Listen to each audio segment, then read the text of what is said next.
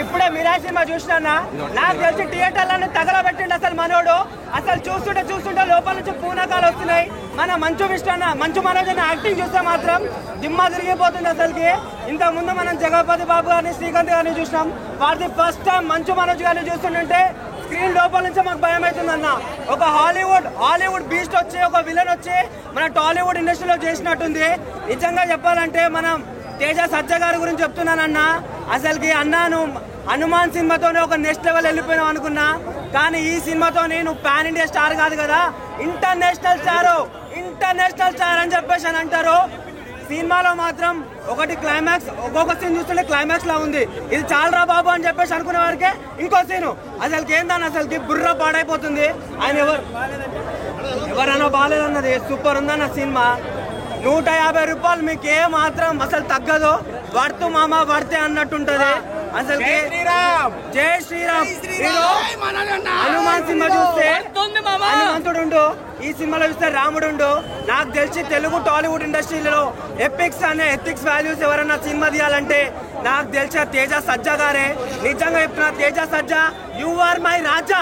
టాలీవుడ్ ఇండస్ట్రీకే పెద్ద రాజా. మీరు గుర్తెట్టుకో, పెద్ద ఇంటర్నేషనల్ స్టార్ అవుతావు.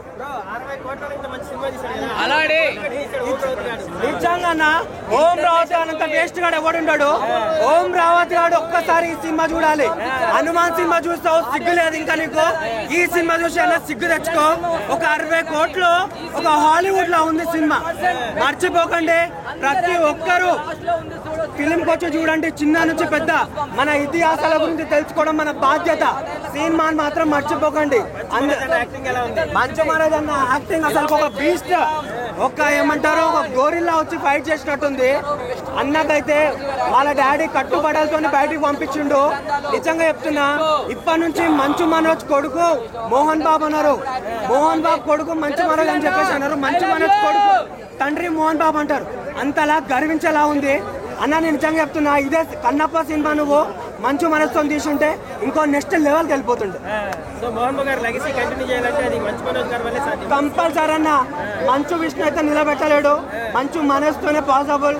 నువ్వు మంచు మనోజ్ని దగ్గర పెట్టుకుంటే నీ ఆస్తి అన్నా, నీ పేరన్నా, నీ కీర్తి అన్నా ఇంకా 10 ఇంతలు రేతే ఎగిరిపోతుంది. అర్థమవుతుందా? నువ్వు యాక్టింగ్ లో పక్కన పెట్టుకుంటే ఏమొస్తుంది ఆయనకు? యాక్టింగ్ ఉన్న పక్కన పెట్టుకో, నీ కొడుకుని పక్కన పెట్టుకో. ఆస్తి తీసుకోవడం అవసరం లేదు. ఆస్తిని ఇంకా డబల్ చేసి వాళ్ళ శకిస్తాడు, అంత ఉండదు. సినిమా అయితే నిజంగా బాగుందన్న. మంచు మనోజ్ గురించి వెళ్ళాల్సిన సినిమా. చెప్తున్నా, ఒకప్పుడు జగపతి బాబు, ఇంకొప్పుడు శ్రీకాంత్ గారు.